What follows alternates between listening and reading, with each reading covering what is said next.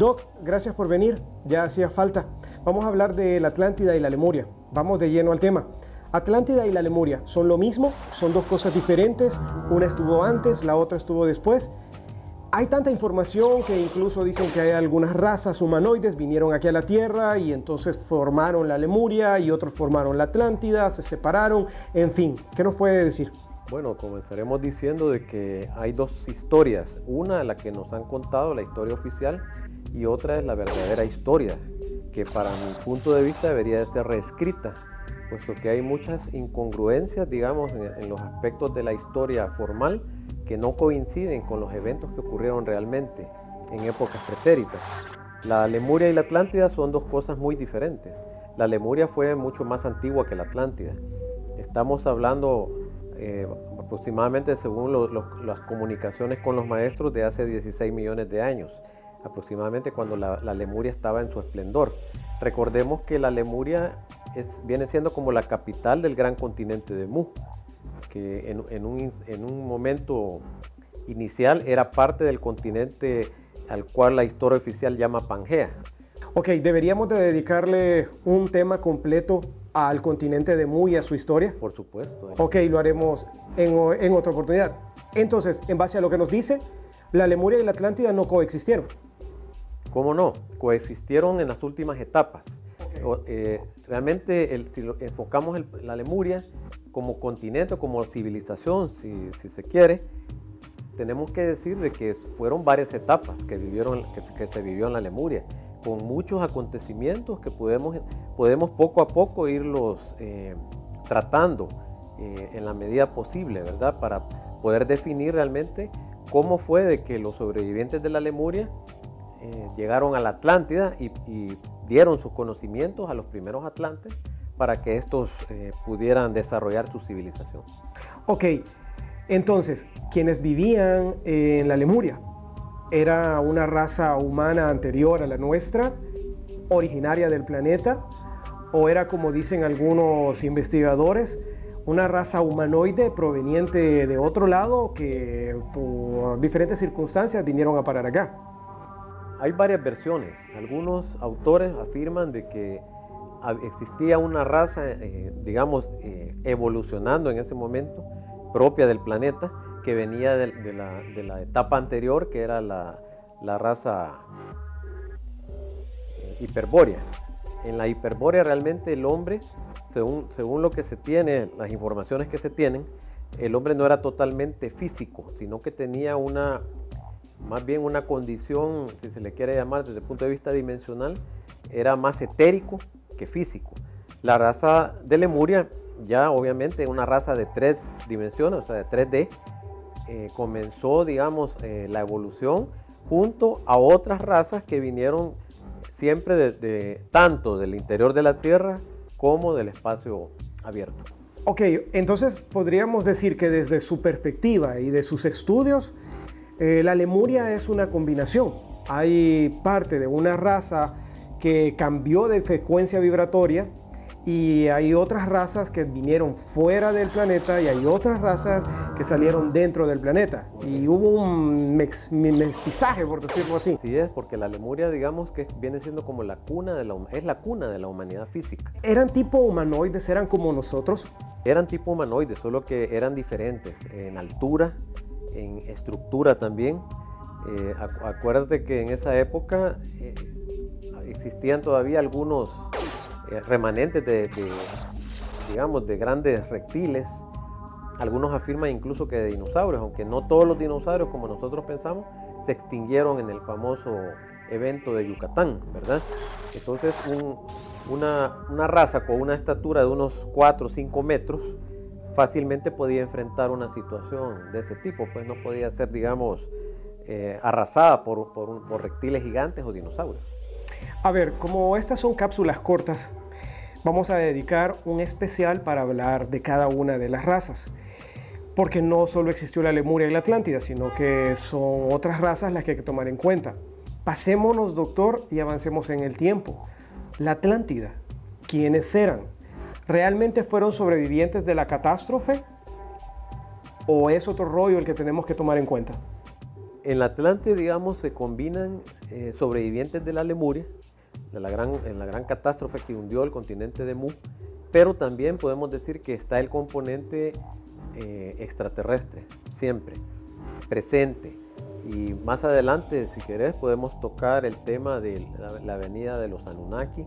Coincide también, hay varios eventos que anteriormente quizás los autores de varios libros que hablan de la historia del hombre antiguo no tocan, ¿verdad? Pero con los nuevos conocimientos que han venido a resaltar en esta época, podemos incluso hablar de una presencia que era la presencia de los Anunnaki, cosa que no quisiera tocar ahorita porque es un tema aparte. Claro, por supuesto. Entonces, tengo dos preguntas. La diferencia en características entre los lemurianos y los atlantes. Y la segunda pregunta es Jesús, Sananda, ese ser que realizó diferentes cruzadas en diferentes etapas del desarrollo de este planeta y sus civilizaciones. Empecemos con la primera. Diferencias entre Lemuria y Atlantes, digamos que en cuestiones... Estructuralmente los lemures eran de raza negra, era la raza, el color de la piel, digamos. Tenían una estructura, como te repito, de aproximadamente entre 4 y 5 metros de altura, ¿verdad? Se han hallado vestigios, algunos los han confundido incluso con los nefilín que menciona la Biblia, ¿verdad?